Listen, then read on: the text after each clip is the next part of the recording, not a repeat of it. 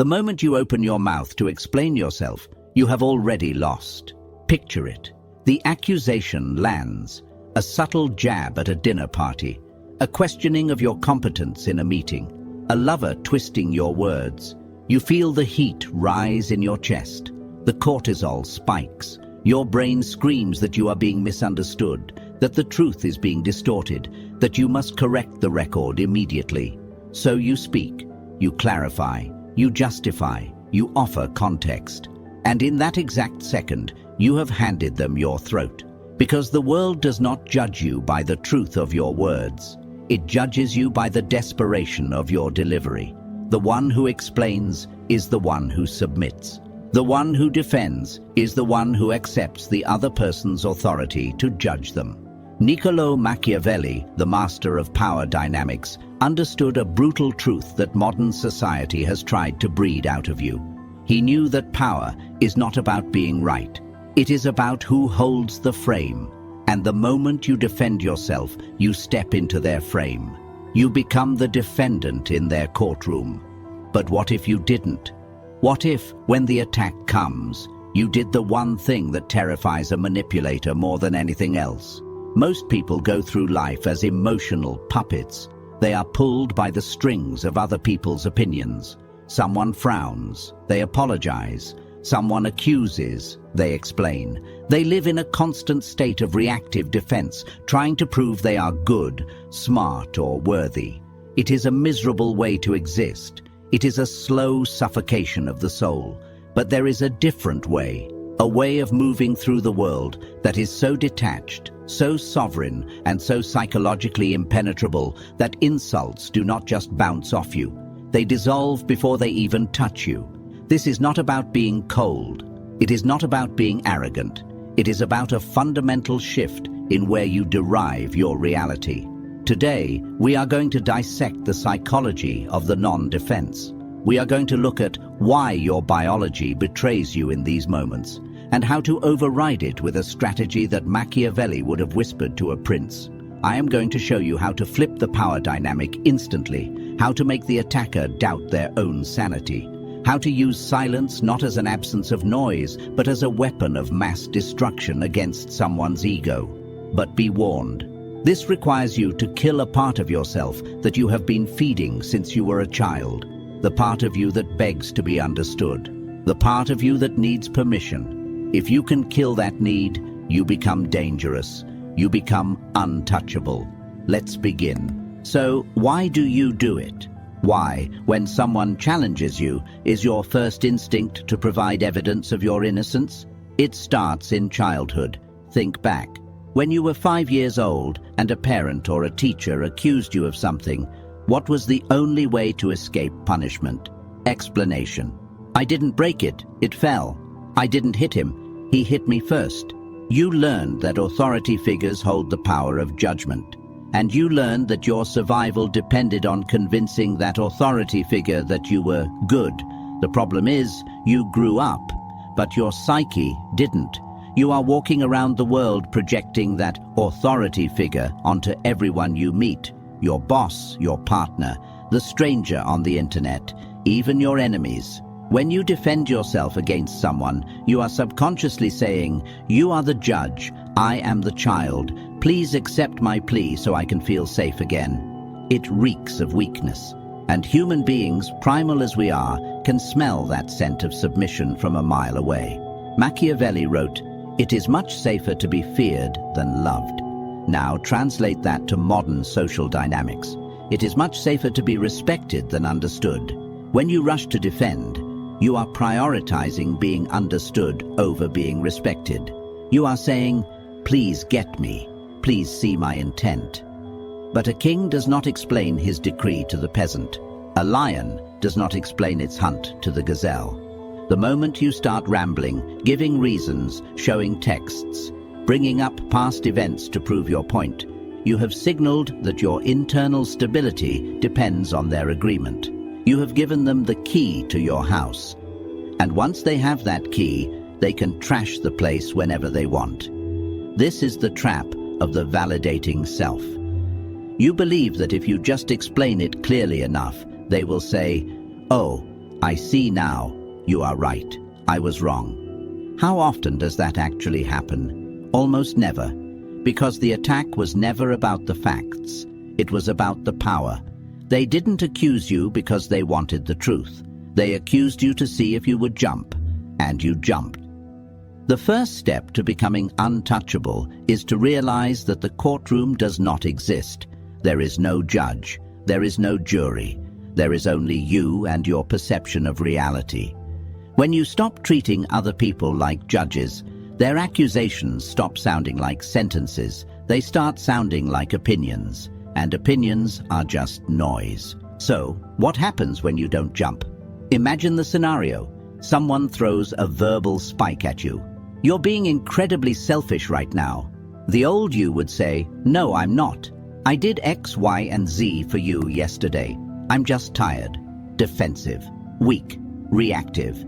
Now, imagine the Machiavellian approach.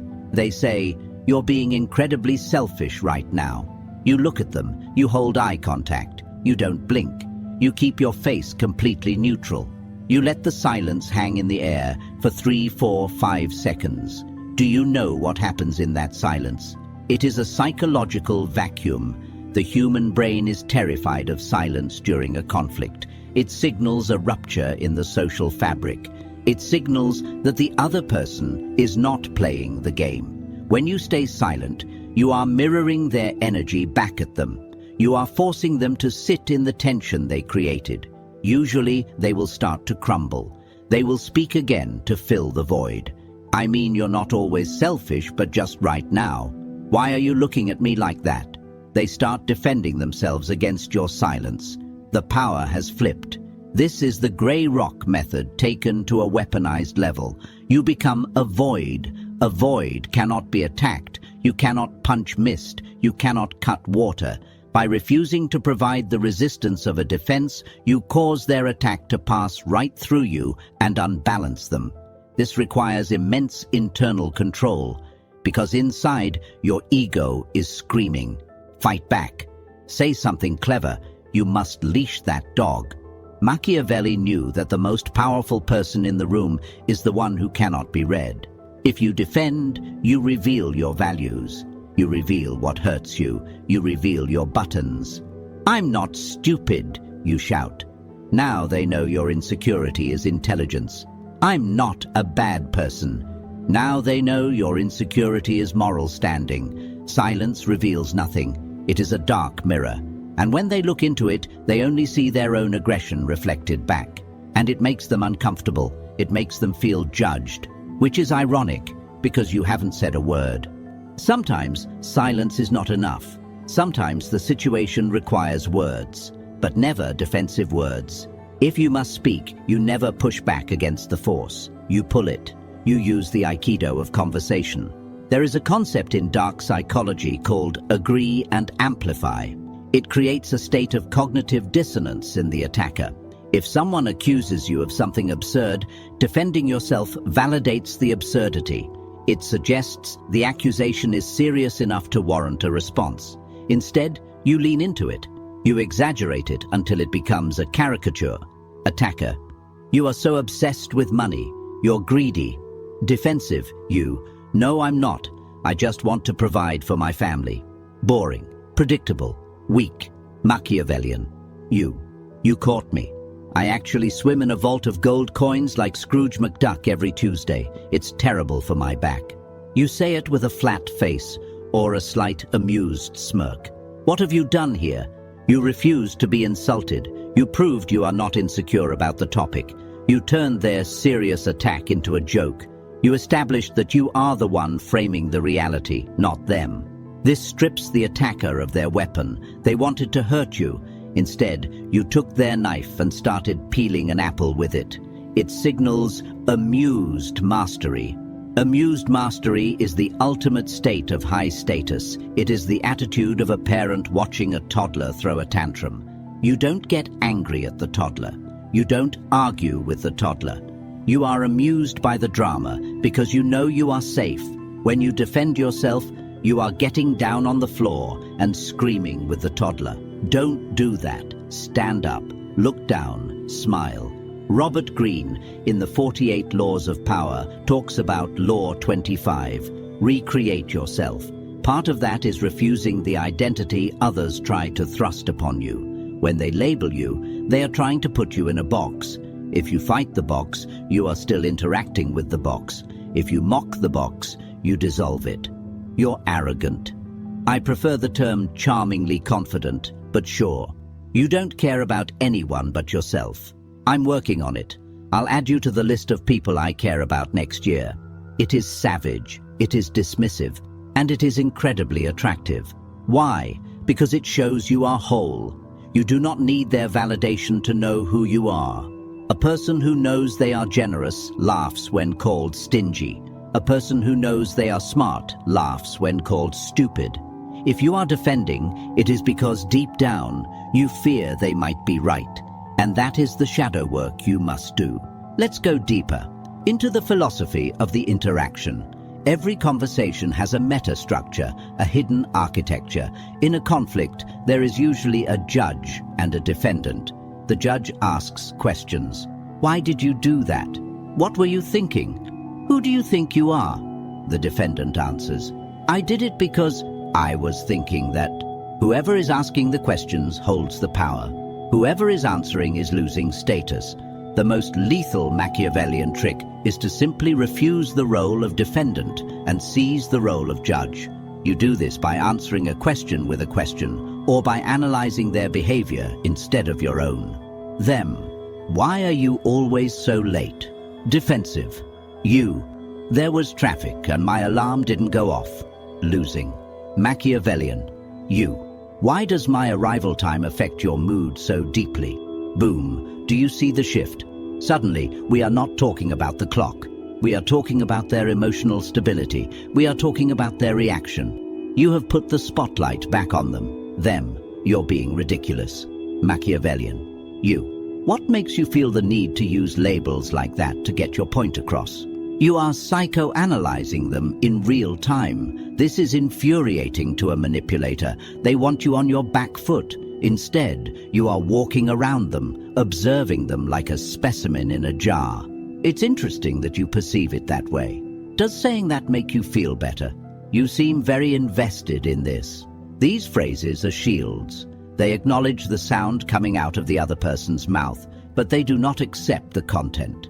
It is a boundary. A verbal force field. You are saying, this is your stuff, not mine. Keep it. This is not just a technique. It is a spiritual stance.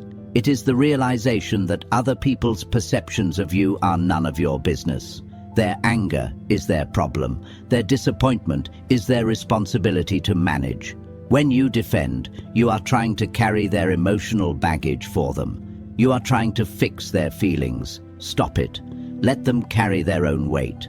Now, for the paradox, sometimes the most aggressive, defensive, power-flipping move you can make is to agree, but not the way you think. This is not the agreement of submission. It is the agreement of the abyss. Imagine someone is screaming at you.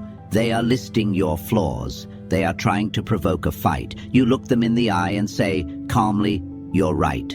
And then you stop talking. You're right. I am difficult sometimes. You're right. I did mess that up.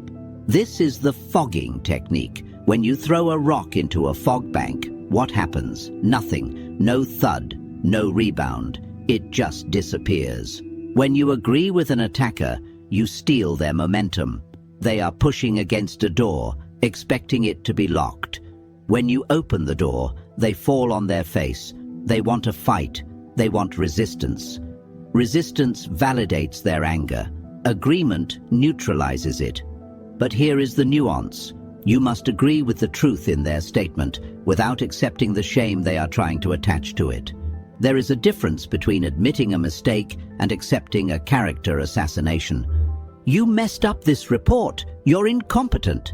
Defense. I'm not incompetent. The data was wrong. Power move. You're right. The report has errors. I'll fix it. Notice what was left out. You didn't address the incompetent part.